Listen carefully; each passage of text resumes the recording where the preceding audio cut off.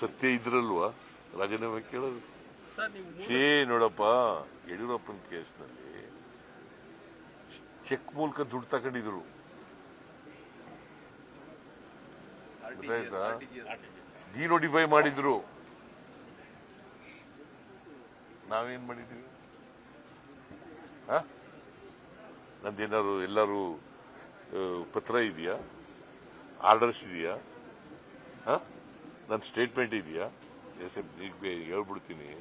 S a matter of fact 2014 ನಾನು ಹೆಂಡತಿ ಅರ್ಜಿ ಕೊಟ್ಟು ನಾನು ಮೂಡೋದವ್ರಿಗೆ ಹೇಳಿದೆ, ನಾನು ಚೀಫ್ ಮಿನಿಸ್ಟರ್ ಆಗಿರೋವರೆಗೂ ಬದಲಿ ಸೈಟ್ ಕೊಡಕೂಡದು ಅಂತ ಹೇಳ್ಬೋದು. ನಾನು 2014 ಚೀಫ್ ಮಿನಿಸ್ಟರ್ ಆಗ್ಲೇ ಅರ್ಜಿ ಕೊಟ್ಟದು ನನ್ನ ಹೆಂಡತಿ.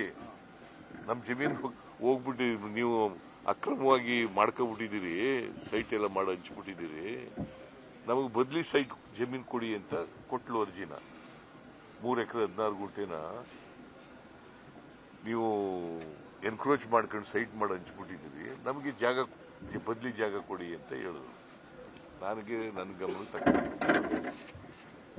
ಅರ್ಬನ್ ಡೆವಲಪ್ಮೆಂಟ್ ಈ ತರ ಅರ್ಜಿ ಕೊಟ್ಟಿದ್ದಾರೆ. ನಾನು ಹೇಳಿದೆ, ನಾನು ಚೀಫ್ ಮಿನಿಸ್ಟರ್ ಆಗೋವರೆಗೂ 1 ಗುಂಟೆನೂ ಕೂಡ ಕೊಡಬಹುದು. ನಾನು ಕೊಟ್ಟಿದ್ದೀನಿ. ಆಗ 2014 ನಾನೇ ಕೊಟ್ಬಿಡ್ಬೋದಾಗಿತ್ತಲ್ಲ. ಹಾಗಾದ್ರೆ ಚೀಫ್ ಮಿನಿಸ್ಟರ್ ಅಧಿಕಾರ ಇರ್ಲಿಲ್ವಾ? ಕೊಡ್ಬೋದಾಗಿತ್ತಲ್ಲಪ್ಪ. 2021 ಮತ್ತೆ ಅರ್ಜಿ ಕೊಡ್ತಾಳೆ ನನ್ನ ಹೆಂಡತಿ. ಬಿಜೆಪಿ ಸರ್ಕಾರ ಇರೋದು ಆಗ. ನಾನು ಹೆಂಗ್ ಪ್ರಭಾವ ಬೀರ್ತಿದ್ದೆ?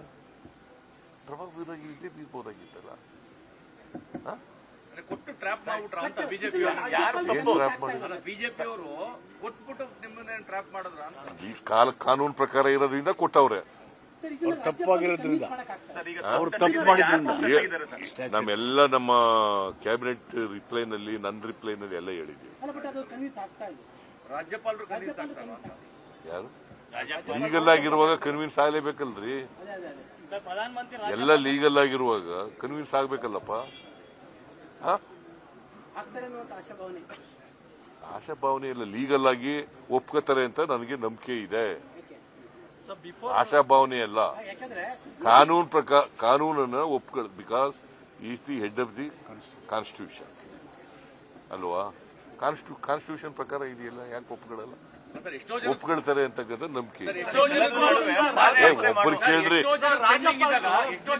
ಪ್ರಧಾನಮಂತ್ರಿ ಮತ್ತೆ ಅಮಿತ್ ಶಾ ಅವ್ರನ್ನ ಭೇಟಿ ಮಾಡಿ ಬಂದಿದ್ದಾರೆ. ಇದರ ಹಿಂದೆ ಏನಾದ್ರು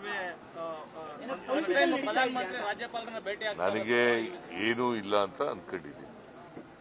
ಅವರು ಬೆಂಗಳೂರಿನ ಅಭಿವೃದ್ಧಿ ಬಗ್ಗೆ ದುಡ್ಡು ಕೇಳಕ್ ಸರ್, ಎಷ್ಟೋ ಜನದ್ದು ದೂರು ಪೆಂಡಿಂಗ್ ರಾಜ್ಯಪಾಲರ ಬಳಿ ಇದ್ದಾಗ ತಮಗೆ ನೋಟಿಸ್ ಕೊಟ್ಟಿರೋದ್ರಿಂದ ಆ ವಿಶ್ವಾಸ ಇದೆಯಾ ಸರ್, ಕಾನೂನಾತ್ಮಕವಾಗಿ ಅವರು ಅದನ್ನ ಕನ್ವಿನ್ಸ್ ಆಗ್ತಾರೆ ಅಂತ?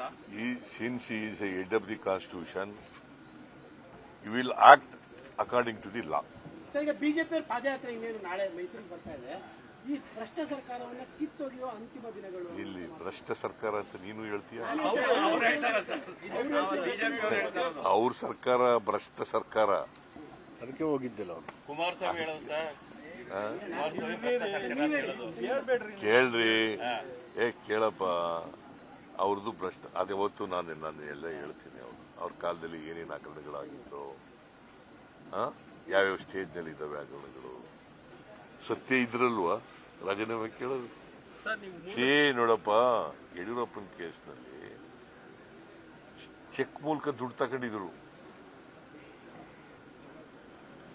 ಗೊತ್ತಾಯ್ತಾ? ಡಿನೋಟಿಫೈ ಮಾಡಿದ್ರು. ನಾವೇನ್ ಮಾಡಿದೀವಿ? ನಂದೇನಾದ್ರು ಎಲ್ಲರೂ ಪತ್ರ ಇದೆಯಾ? ಆರ್ಡರ್ಸ್ ಇದೆಯಾ? ನನ್ನ ಸ್ಟೇಟ್ಮೆಂಟ್ ಇದೆಯಾ? ಹೇಳ್ಬಿಡ್ತೀನಿ. As a matter of fact 2014 ನಾನು ಹೆಂಡತಿ ಅರ್ಜಿ ಕೊಟ್ಟು ನಾನು ಮೂಡೋದವ್ರಿಗೆ ಹೇಳಿದೆ, ನಾನು ಚೀಫ್ ಮಿನಿಸ್ಟರ್ ಆಗಿರೋವರೆಗೂ ಬದಲಿ ಸೈಟ್ ಕೊಡಕೂಡದು ಅಂತ ಹೇಳ್ಬೋದು. ನಾನು 2014 ಚೀಫ್ ಮಿನಿಸ್ಟರ್ ಆಗ್ಲೇ ಅರ್ಜಿ ಕೊಟ್ಟದು ನನ್ನ ಹೆಂಡತಿ.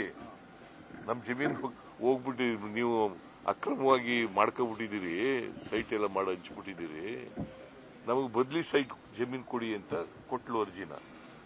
3 ಎಕರೆ 16 ಗುಂಟೆನ